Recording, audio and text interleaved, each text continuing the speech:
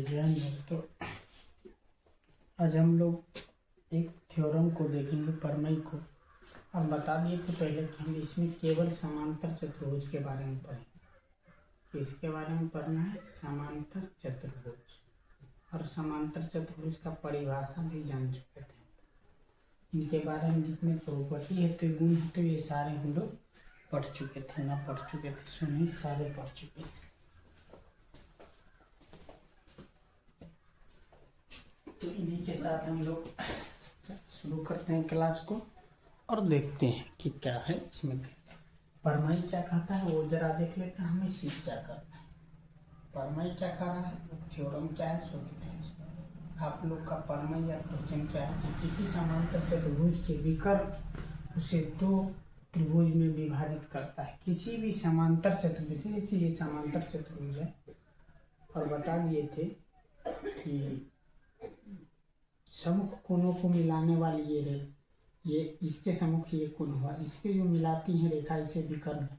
ये विकर्ण इसको दो बराबर त्रिभुजों में बांटते हैं, अर्थात दो बराबर त्रिभुजों में बांटते हैं, यानी कि जितनी एरिया इसका होगा उतनी ही एरिया इसका भी होगा। ये प्रमेय थ्योरम के अनुसार कह रहा है, अर्थात ये बराबर ये होना चाहिए, ये बराबर ये होना चाहिए, ये कोण बराबर ये कोण होना चाहिए, ये कोण बराबर होना चाहिए। ऐसा इसमें प्रमेय के अनुसार कहता है, ऐसा सीखना है कि दो बराबर त्रिभुज में विभाजित होता है या नहीं।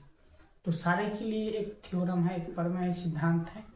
अगर जो सिद्धांत वैलिड हो गया, जो तथ्य कहावतें जो भी प्रमाणित चीज हो गए उसे प्रमेय कहा गया और प्रमाणित के रूप में गणित में लिख दी गई है, गणित विज्ञान की शाखा में लिख दी गई है। तो उन्हीं के बारे में हम लोग पढ़ेंगे क्या है। तो अब जरा देख लेते हैं कि चित्र में दिखाई पड़ रहा है क्या कि PQRS समांतर चतुर्भुज है जिसके सम्मुख कोण RP है, कोण R और कोण P है। इसके सम्मुख कोण को मिलाने वाली भुजा कौन है तो PR मिलाने वाली भुजा, और यही PR दो त्रिभुजों में इसे बांट देते हैं। अब दो त्रिभुजों में बांट दे तो हम लोग प्रमाण मिले सिद्ध क्या करना है कि त्रिभुज PQR, त्रिभुज PQR, इसके बाद है RSP या PRS लीजिए, PSR लीजिए या RSP लीजिए, सब दोनों त्रिभुज है। क्या है PQR PSR दो त्रिभुज में सिद्ध क्या कर, दो त्रिभुज माने कि ये दोनों त्रिभुज सर्वांगसम है, ये सिद्ध करना है। दो बराबर त्रिभुज में, बराबर का मतलब हो गया उसे सर्वांगसम में बांट देते हैं, दो सर्वांगसम त्रिभुज में बांटते हैं, दो सर्वांगसम त्रिभुज में बांटते हैं। बराबर का अर्थात हो यहाँ लिख देते हैं, कहीं अगर लिखा हुआ होगा यहाँ पर सर्वांगसम अपसर का किसी किसी बुक में सर्वांगसम तो घबराना नहीं है, यही हो गया बराबर कि सर्वांगसम। दो सर्वांगसम त्रिभुज में सिद्ध क्या करना है, त्रिभुज PQRS सर्वांगसम त्रिभुज PRS, PQR सर्वांगसम त्रिभुज PSR, ये सिद्ध करना है। प्रमाण में हम लोग लिख लेंगे त्रिभुज PQR, त्रिभुज PQR त्रिभुज PSR में क्या क्या मिल रहा है देखो। QR समांतर PS, QR ये QR ये है भुजा और PS ये है भुजा, समझ रहे हैं क्या? QR ये और PS ये भुजा है और ये दोनों समांतर है। किससे समांतर है तो समांतर चतुर्भुज के परिभाषा से। समांतर चतुर्भुज का परिभाषा क्या कहते हैं कि वैसा चतुर्भुज जिसकी दो भुजाएं समांतर हो या अर्थात आमने सामने की भुजा बराबर हो, लेकिन प्रत्येक कोण 90 डिग्री ना हो, जो बता दिया। अगर 90 डिग्री हो गया तो वे समांतर चतुर्भुज आयत कहलाएगा। तो आमने सामने की भुजा क्या होते हैं समांतर चतुर्भुज में बराबर, इसीलिए ये हुआ PQR समांतर PS। आमने सामने की भुजा बराबर भी होते हैं और समांतर भी होते हैं। तो QR समांतर PS और तिर्यक रेखा PR है। तिर्यक रेखा ये PR जो ये PR है ये इनकी तिर्यक रेखा है, ये समझ लीजिए, ये इनकी तिर्यक रेखा।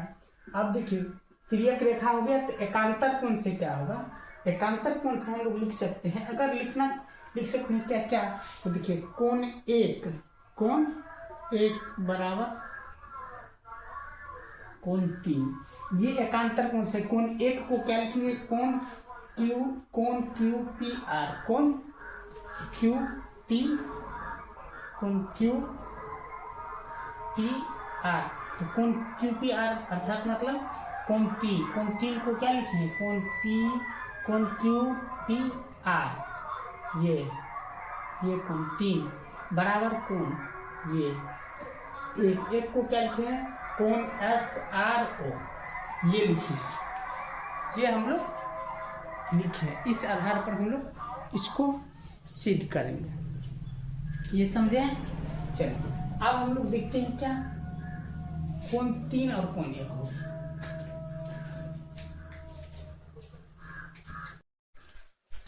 क्या लिखे, कोण क्यू पी आर बराबर कोण एस आर ओ, माने कोण क्यू पी आर को 3 लिखे, कोण एस आर ओ को 1 लिखे। तो कोण 1 बराबर कोण 3 या कोण 3 बराबर कोण 1 या कोण 1 बराबर कोण 3, इस आधार पर हम लोग इसको लिखे। अब जरा देखते हैं कि क्या है। अब फिर देखिए पी क्यू समांतर एस आर, पी क्यू समांतर एस आर एवं तिर्यक रेखा पी आर है। पी क्यू ये पी क्यू समांतर एस आर, ये पी क्यू समांतर एस आर और तिर्यक रेखा, फिर एकांतर कोण से कोण क्यू पी आर, कोण क्यू पी आर और बराबर कोण एस आर पी, बराबर कोण क्या लिखें, एस आर पी, अर्थात कोण 2 बराबर कोण 4, ये एकांतर कोण से कोण 2 बराबर कोण 4। अगर ना याद रहे, अगर इस टाइप से नहीं लिख सकते कोण क्यू पी आर या कोण एस पी आर, अगर नहीं लिख सकते हैं तब हम लोग इसका प्रयोग कर सकते हैं, समझ गए। अब हम लोग समीकरण 1 और 2 बनाते तो उसमें लंबा टाइम खींचता है, इसीलिए क्योंकि समीकरण 1 और 2 अगला भी पर में सिद्ध करेंगे तो यही आधार पर सिद्ध होगा, इसलिए थोड़ा इसमें अलग कर लिए हैं और उसमें भी थोड़ा अलग कर लिए। तो देखिए क्या क्या है, ये हो गया। और देखिए पी आर बराबर पी आर, ये पी आर, ये दोनों त्रिभुज में आते हैं पी आर। अब क्या देखते हैं कि 2 कोण मिल रहा है और एक भुजा मिल रहा है। तो 2 कोण मिल रहा है और एक भुजा, तो क्या लिखेंगे, एक कोण के लिए एक वो एंगल, फिर भुजा के लिए साइड, फिर इसके लिए एंगल। तो साइड एंगल यानी कि कोण भुजा कोण, सर्वांग समता, ये नियम है।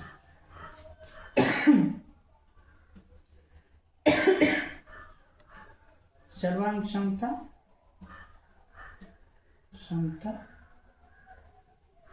नियम से क्या हो गया, ये भी नियम से जो बोल रहा है वो हम लोग को आ गया।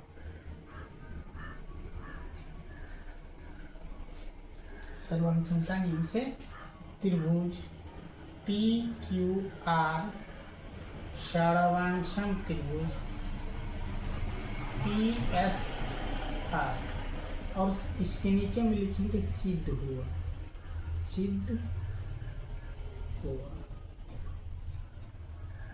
थोड़ा बढ़िया से और अच्छी तरीका से लिखेंगे। सिद्ध हुआ को त्रिभुज पी क्यू आर सर्वांगसम त्रिभुज पी आर एस। देखिए सर्वांगसम का चित्र जो है ना, हम बराबर का चिन्ह देंगे, ऊपर में ऐसे करके अगर लकीर खींच देंगे, जो लगे कि हाँ है तो उसको ही हम लोग सर्वांगसम कहते हैं। ये जरा समझ लेते अच्छी तरीका से। परमेय क्या कहते हैं फिर से बता देते हैं। परमेय कह रहा है कि किसी समांतर चतुर्भुज के विकर्ण उसे 2 सर्वांगसम या बराबर त्रिभुज में विभाजित करते हैं। बराबर और सर्वांगसम एक ही रंग होना चाहिए। बराबर का तो सब कुछ बराबर होना, यानी कि एक भुजा तो इसमें सब बराबर आए। पी आर बराबर P S R S, P Q बराबर आर एस, पी एस बराबर क्यू, पी एस बराबर आर क्यू, ऐसा आया सब परमेय के अनुसार।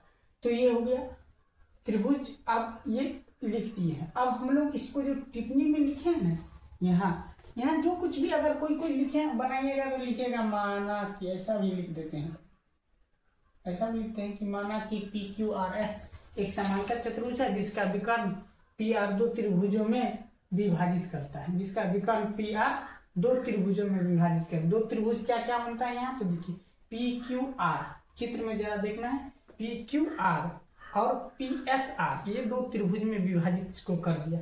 इसके आधार पर और इन सारे की पद्धति के आधार पर हम लोग इसको सीखते हैं, ये ऐसे लिखे।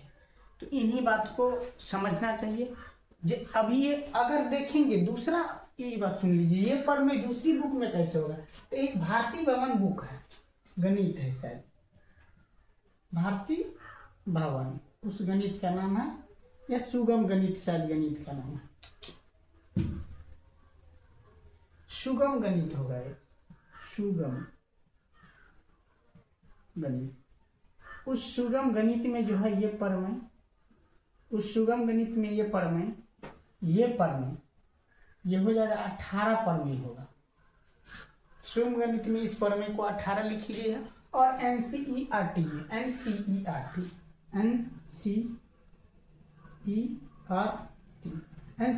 क्या है, तो ये हमारे देश के बड़े संस्थाएं हैं जो किसी भी बुक को छापने का काम करते हैं और शैक्षणिक व्यवस्था को उस स्तर से ले जाके उस बुक को उस हिसाब से छापते हैं, इसके सारे मेंबर मिलके, कि देश में शिक्षा व्यवस्था ठीक ठाक रहे और सबको पढ़ने में, सहूलियत में, शैक्षणिक में, लिखने में सारे बुक को अथॉरिटी यही करते हैं। National council education research training, ठीक है ना, national council education research training, ये है इसका फुल फॉर्म। हमारे देश के हैं, राष्ट्रीय है, नेशनल काउंसिल राष्ट्रीय, ये परिषद है एक प्रकार, काउंसिल का मतलब तो ये परिषद, इस परिषद के थ्रू ही बड़े बड़े इसमें पढ़े लिखे लोग बैठे रहते हैं, जो हमारे किताब को शिक्षा नीति के अनुसार आने, नई शिक्षा नीति जिस जैसे इस बार लागू हुआ है, तो बीए कर दिया है, ग्रेजुएशन 4 साल का 4th सेमेस्टर पे कर दिया है, पहले वाले थे 3 साल में बीए होते थे, बहुत सारे चीज़ में। इसके बाद 1 से 5 वाले में भी कुछ चेंजिंग किए हैं, 5 से 6 वाले में भी कुछ चेंजिंग कर दी है। हर चीज़ में कुछ ना कुछ बदलाव होना चाहिए, ताकि समझ में आए कि शिक्षा व्यवस्था आगे जैसे जैसे हम लोग बढ़ते हैं तो हर चीज़ की जो मांगे हैं वो बढ़ती जाती है, और हर चीज़ एक नया चीज़ आते हैं शैक्षणिक व्यवस्था में, विज्ञान में और गणित में, या कोई भी क्षेत्र में हो। जैसे भूगोल पढ़ें, भूगर्भ विज्ञान पढ़ें, वो भी विज्ञान है, उसमें भी नई खोज होते हैं, नए अनुसंधान होते रहते हैं और नई चीज़ें जुड़ती रहती है। तो बच्चे को किस अनुसार पढ़ाया जाए, ये देश की इन्हीं बड़ी संस्थाओं के पास हम पढ़ेंगे, समझेंगे। एक रोज जब पढ़ेंगे पॉलिटिकल साइंस, तो उसमें देखेंगे कि देश की इन सभी बड़ी संस्थाओं कहाँ है, क्या काम करते हैं, ये सारी चीज़ पढ़ेंगे। तो इन सब के बारे में हम लोग अर्थशास्त्र पढ़ेंगे, इकोनॉमिक्स पढ़ेंगे, तो उस इकोनॉमिक्स में इसको पढ़ लेंगे।